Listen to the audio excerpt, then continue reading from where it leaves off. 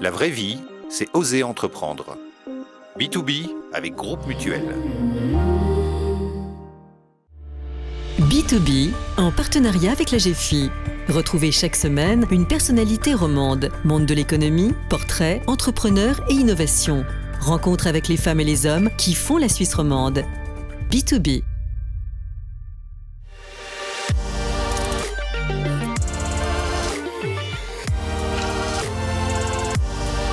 Bonjour à toutes et à tous, bonjour Frédéric. Bonjour Vincent.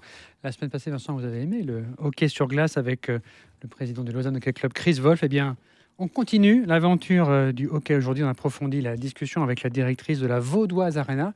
C'est l'infrastructure qui loue la patinoire au LHC, mais aussi à d'autres acteurs. Samira Marquis est notre invitée dans B2B.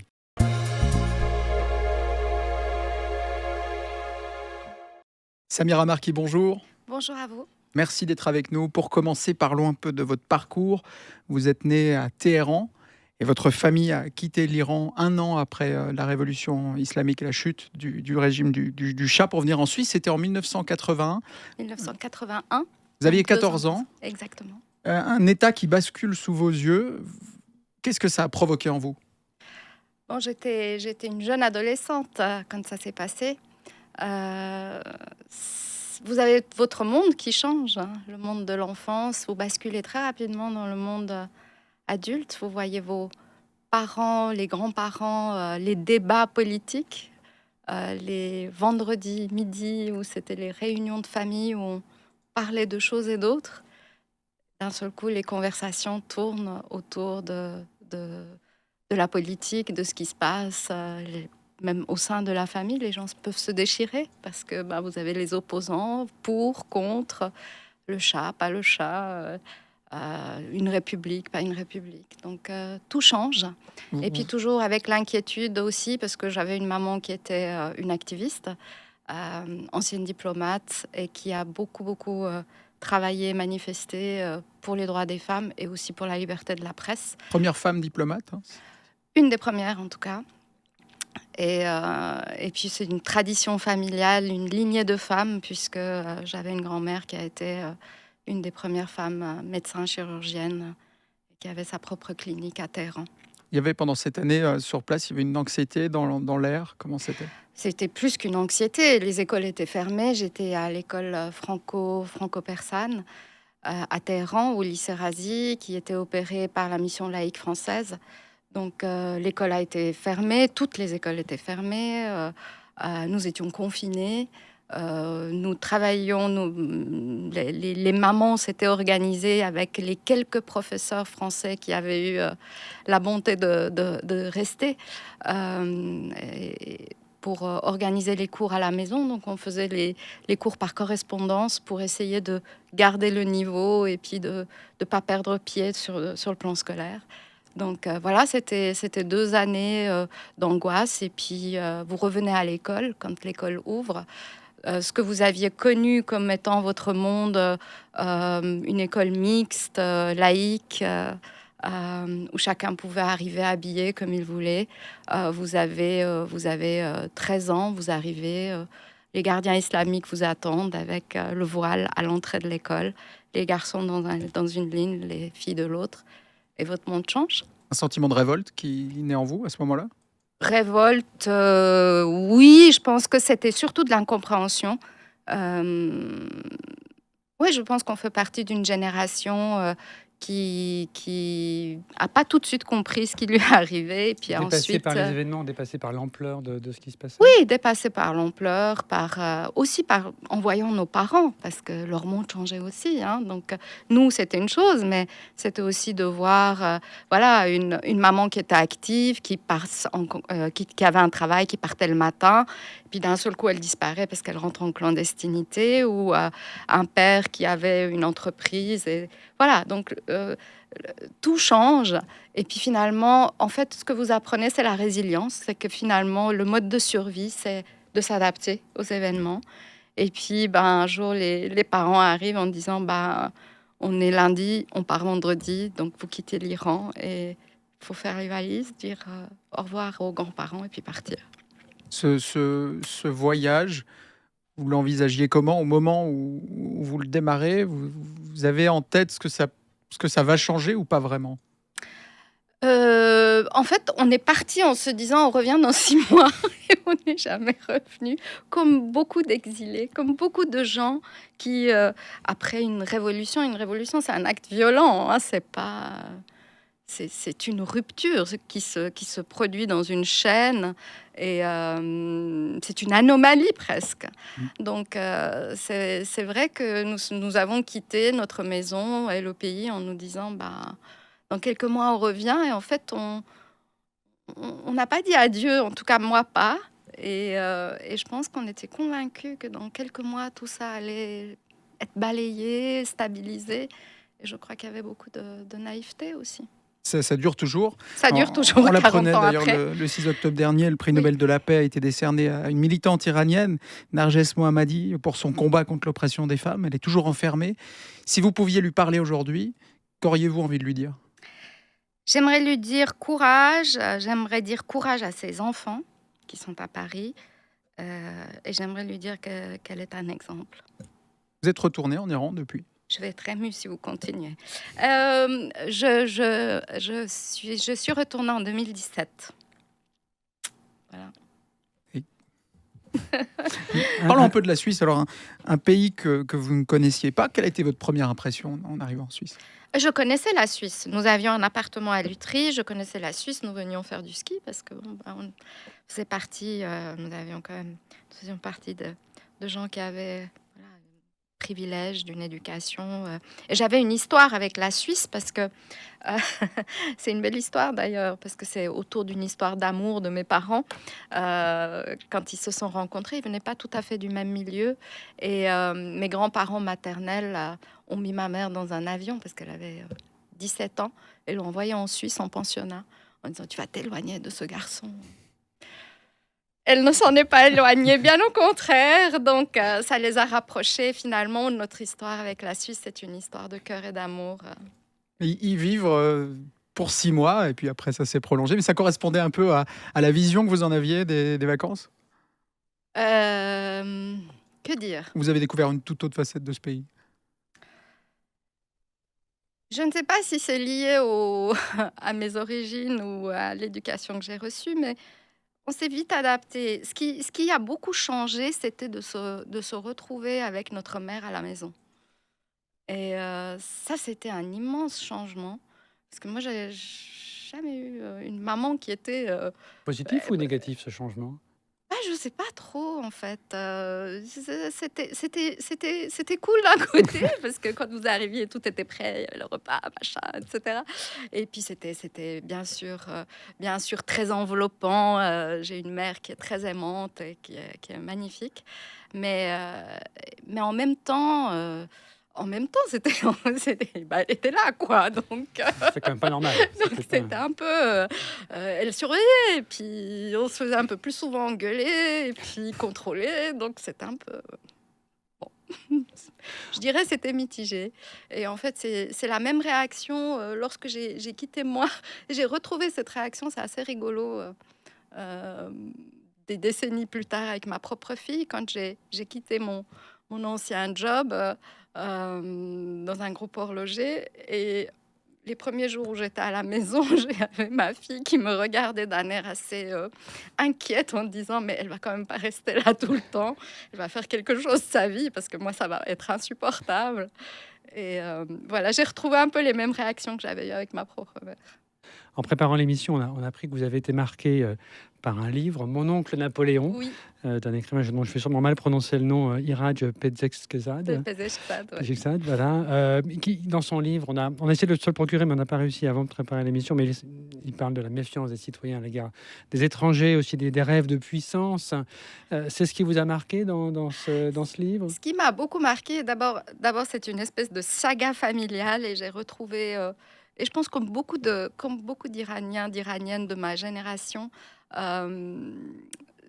on retrouve un petit peu de chacun de nos familles là-dedans, parce qu'en fait, c'est une famille qui vivait dans la même propriété, chacun avec sa maison ou son appartement. Et puis c'est un peu la configuration de ce que j'ai connu enfant.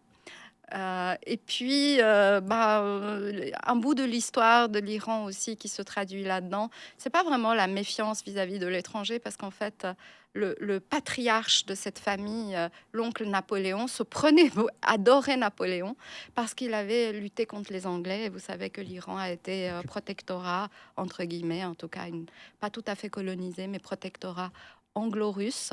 Et donc, peut-être une certaine aversion pour l'envahisseur. Pour l'envahisseur. Et quand on se retrouve en Suisse, comment on s'intègre dans une culture totalement différente Bon, déjà, j'avais la chance j'avais une mère francophile qui avait fait ses études partiellement en France, à Paris. J'ai connu la France étant petite. En définitive, j'ai peu vécu en Iran. Parce que j'ai passé les premières années de ma vie, mes parents étaient étudiants tous les deux. Mon père aux Pays-Bas, ma mère à Paris, et on se retrouvait les week-ends. Donc on avait déjà une vie de nomade comme ça entre Paris et Delft. Et voilà, donc j'ai connu la France étant petite. Je parlais la langue, donc déjà c'était une facilité. Et c'était une culture qui ne m'était pas étrangère. Et je dois dire que la Suisse était... déjà, c'est beau. On vit dans une région qui est magnifique. Téhéran, c'est pas une ville qui est belle, c'est une ville qui pulse, qui est très vivante et organisée par quartier, comme beaucoup de villes asiatiques. C'est une ville qui est comme Mexico ou le Caire, dans une cuvette entourée de montagnes. Et là, vous arrivez... Vous êtes entouré de montagnes et en même temps, vous avez l'eau, une espèce d'ouverture comme ça, de respire. Et c'est assez exceptionnel de voir ça, une belle nature. Et puis, je pense que cette belle nature se reflète aussi dans les gens parce qu'ils sont paisibles, ils sont sereins, ils vous parlent poliment, ils sont accueillants, ils sont curieux. Et moi, je me suis bien sentie ici, mais en fait, je me sens bien partout. Donc, je ne sais pas si c'est vraiment une référence, mais... Oui. Il n'y a qu'une ville où je me sens pas bien, c'est Los Angeles. Mais le reste... Pourquoi ? Pour quelle raison? Parce que c'est un décor Hollywood un peu. La façade est bien, et puis dès que vous allez un peu plus en profondeur, c'est épouvantable. Et puis la circulation, tous les 200 mètres, vous avez un feu rouge. Donc vous avez l'impression que vous n'avancez jamais. Vous êtes tout le temps arrêté. Et ça, c'est vraiment pas sympa.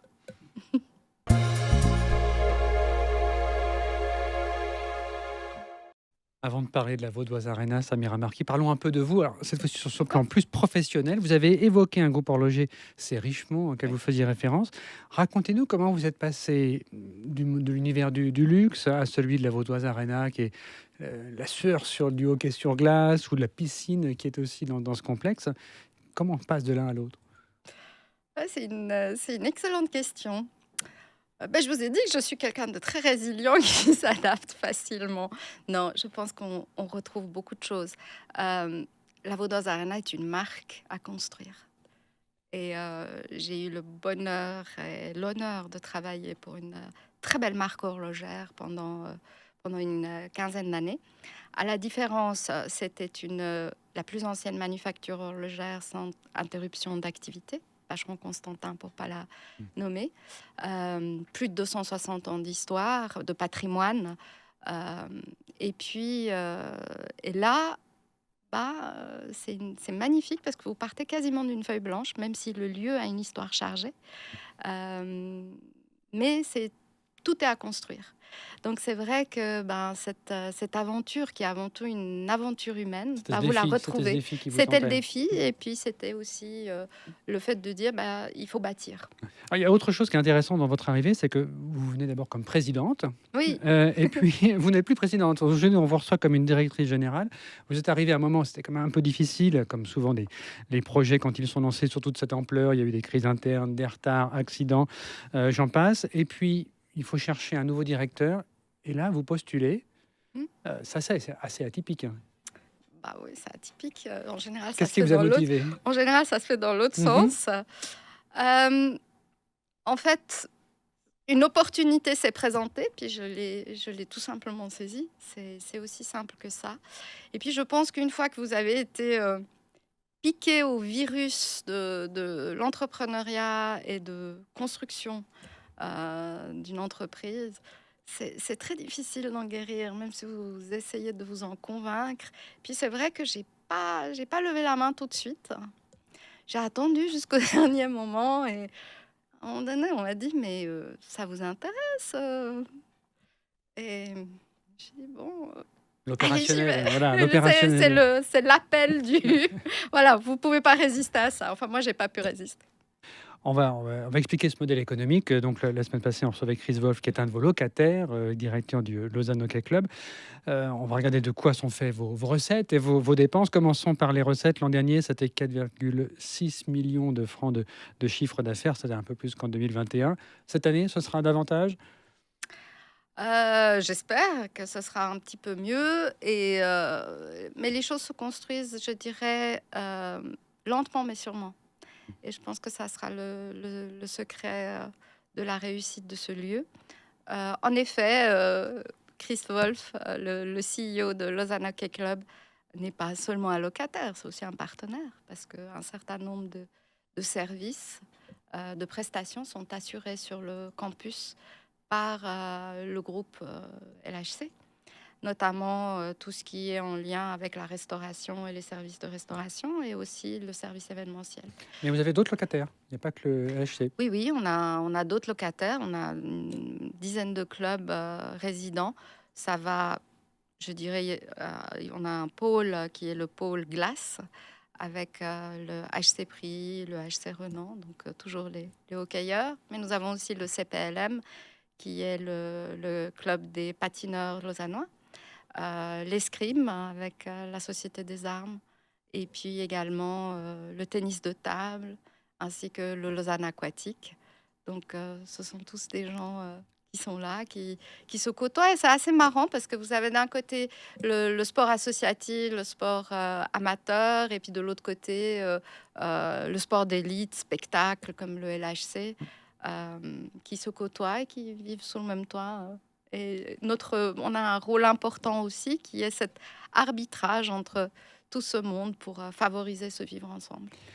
Donc, ces clients que vous avez contribuent à faire votre chiffre d'affaires. La piscine est récente, elle a été inaugurée il y a un peu plus d'une année. Il y a le centre aquatique, quand on l'appelle autrement. Ça va devenir un pôle de croissance pour vous. On est qu'au tout début de l'exploitation de cette capacité. On est qu'au tout début de l'exploitation. Mais je dirais que c'est là où c'est intéressant, parce que quand vous avez un produit qui rencontre son public, vous vous dites, c'est génial, déjà c'est gagné. Donc vous dites, ça correspond à un besoin, c'est pas un truc qui est tombé du ciel, et ça se vérifie dans les chiffres aisément, puisque nous avons eu un peu plus de 500 000 personnes qui nous ont rendu visite l'année dernière, que ce soit dans le centre aquatique. En 4 mois d'exercice, nous avons fait plus de 90 000 entrées, ce qui veut quand même dire quelque chose. Il faut se dire qu'on a à peu près 1500 visiteurs sur ce campus. Donc l'élément qui me rapproche aussi de l'industrie dont je viens, c'est ce facteur industriel, parce qu'il s'agit réellement d'une gestion qui est proche de l'industrie et d'une organisation industrielle. Vous parlez de la gestion. Les charges sont-elles bien supérieures aux recettes actuellement? Si j'en crois toujours votre rapport annuel, ça risque bien de le rester. 17 millions, justement, on va en parler. 17 millions de charges pour un peu moins de 5 millions de chiffre d'affaires en 2020, donc le dernier exercice. Est-ce que donc c'est un gros trou qui le comble? Alors, c'est toujours une question de point de vue.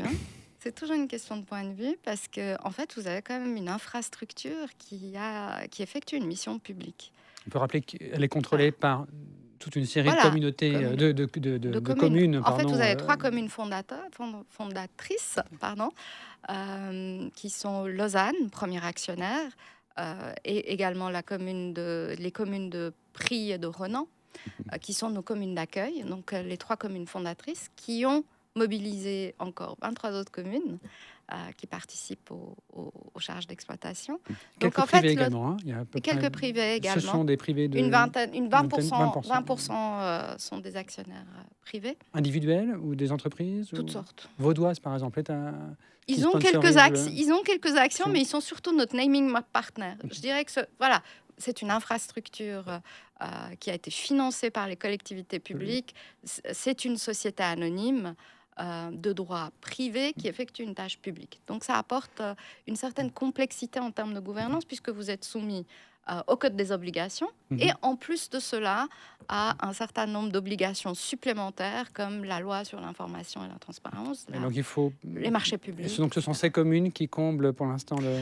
Pour le l'instant, déficit. c'est eux. Donc, notre objectif, c'est quand même d'avoir quelques leviers de croissance à travers des partenariats Il y a un stratégiques. équilibre à quel horizon? Ouais, j'espère bien que d'ici 3 à 5 ans, je dirais 5 ans.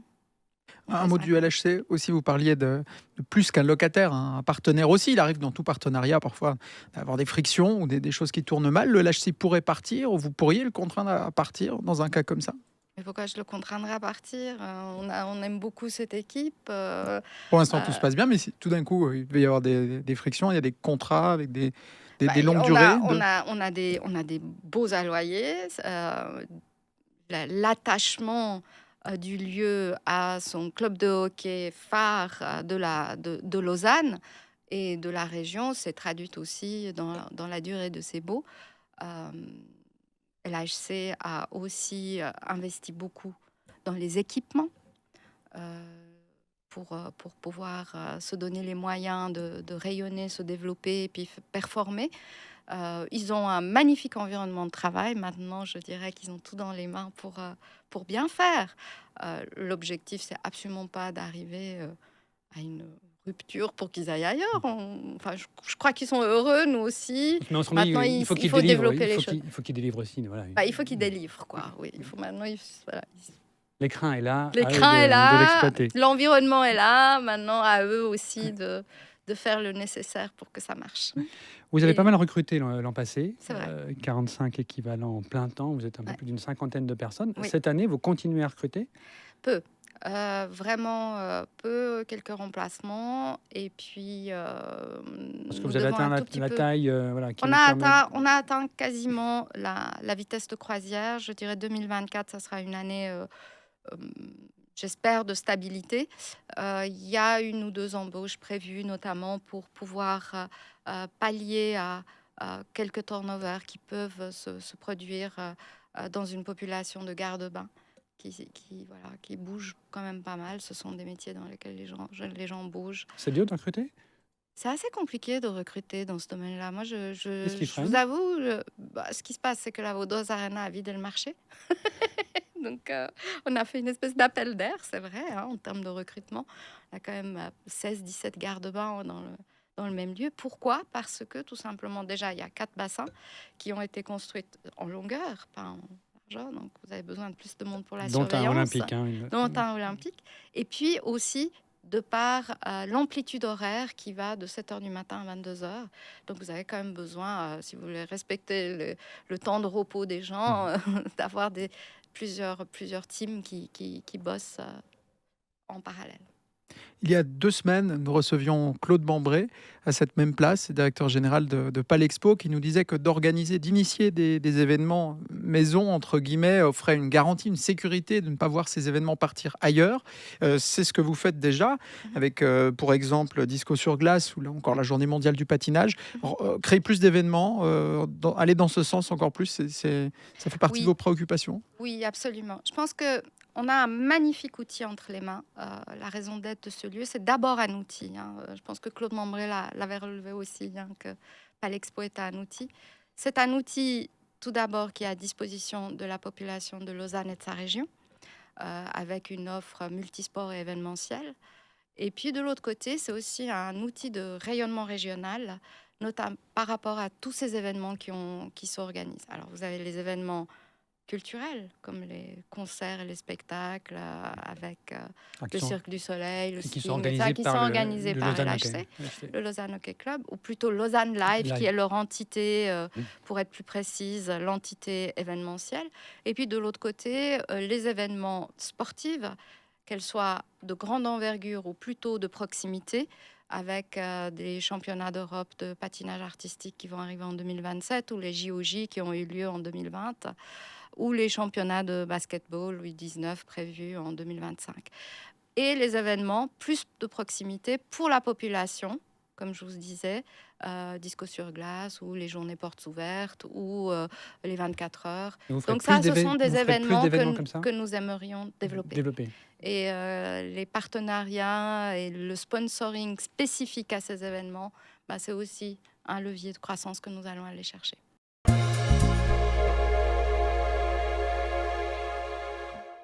Pour terminer, Samira Marki, un petit quiz autour du leadership. Un bon exemple. Ce que vous appréciez le plus chez un dirigeant d'entreprise? Sa bonne humeur. Oui. A contrario, ce que vous détestez le plus? Être trop intrusif. Et un ou une dirigeante que vous admirez ou que vous respectez profondément?